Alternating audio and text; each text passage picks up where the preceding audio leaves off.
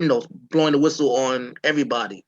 And I would say that the judges may have an idea of, that this is a paid informant or whatever, that his testimony is not valid or to be trusted. But do they do their homework and search further into it? No, they don't.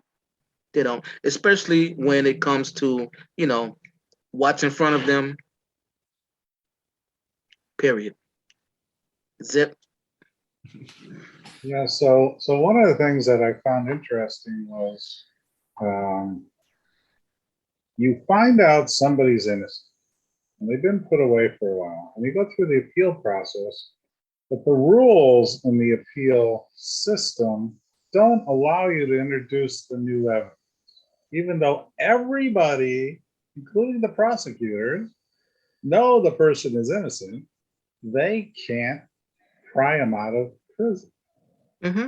Because they're not allowed under their rule system to introduce new evidence. Yeah, because they want to keep their ass locked up.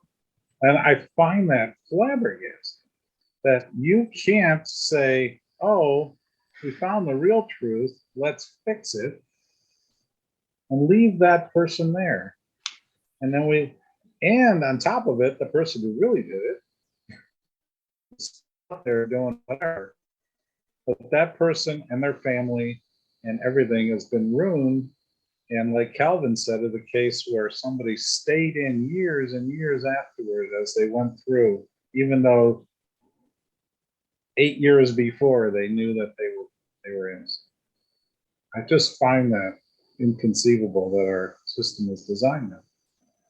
That's a really good point. Like the appeal process, my understanding of it is that you are to determine whether mistakes were made in the previous trial, and that's it. That is a really good point, Dan. And if it could be that no quote unquote mistakes were made and everything was done by the letter of the law, yet you still came to an end point that should not have happened to the person that is incarcerated. Really, really good point. And it's happened, and this has happened with people on death row. We have executed innocent people. And you can't fix that. Yeah, I saw a stat on that in the U.S. It wasn't as many as I thought it would have been because a lot of states have stopped executing people. But when they were doing that, it was quite a few that were being executed, and then they found out after the fact, or somebody accepted the fact that this person was innocent, and all that could be said was, "Oh well, we made a mistake," or "Oh well, he did something somewhere down the line, so good riddance." We're getting near the end of our time here. I'm just going to throw us to everybody at this point. So what can we do? What can we do with the system, or what solutions do we have to solve some of these problems? Anybody? Any thoughts on that? You mentioned some already on there. Well, one thing I think is a good thing is the use of police with their body cams. I think that is a great start, but they must have them turned on when engaging, because otherwise they're useless. I would like to see more transparency between the police and civilians.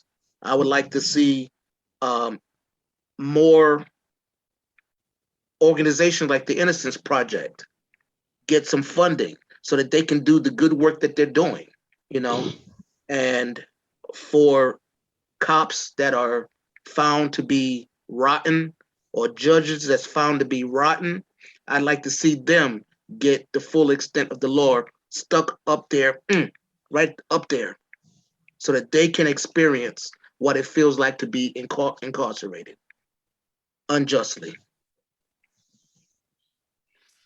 Anybody else? There are some Yeah, some judges are appointed, but some are elected. And then, of course, other city officials and stuff are elected as well. I know it can be very difficult to research down ballot candidates, but in election cycles, first vote, and then second, be informed, so that you're not, I've certainly been guilty of just, no pun intended, like clicking, that judge's name, we'll just go with that one. But you don't know you don't know what their history is. You don't know if they're hard on crime. Not that those are bad things, but try to be more informed, so that you can make better decisions and get people in positions who are fair, who are more honorable, who don't just try to convict in order to make it look good on the record, because as we have discussed, that could really lead to the risk of putting innocent people behind bars. So vote, vote, vote, and be informed. Excuse me, Amy, I have a question for you based on that. Have you ever been to the polls and you're ready to make your vote and you start seeing names that you've never seen before? Never heard of them, never got any literature about them. You don't know who the hell this judge is. Of course. No, of course. It is difficult. Yeah. I find that county parties tend to do all they can to help you, but it can be kind of deeply buried on a county party's website. And you have to make a very conscious effort to commit names to memory. But absolutely, even with doing that, there are still names where I'm like, I have never heard of this person. Do I just go by party line? And then sometimes they're independent. You're just, I don't know. I don't know what I'm supposed to do. Very good point though, Calvin. That is 100% valid. And also good for another episode on voting later. Mm-hmm. Yep. Go ahead, Karen. I would like to see states expand funding for their crime labs, because they're very, very important. Provide the necessary funding. Nothing should be on a shelf to be tested more than a year. Hire the necessary people. Kids are going to college all the time. Provide the necessary funding so we can test and find out if someone is innocent, if someone was part of the crime. I think that would help a lot. And we have to be more diligent with paying attention to the laws that our representatives are placing on the ballots, and read the language, ask questions, go to meetings, show up. When these people are running for office, make a list of questions and ask them. And if they don't answer the questions the way that you're comfortable with, don't vote for them. Don't.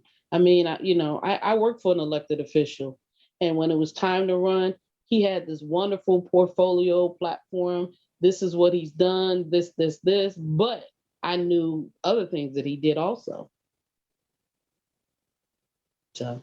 And last word?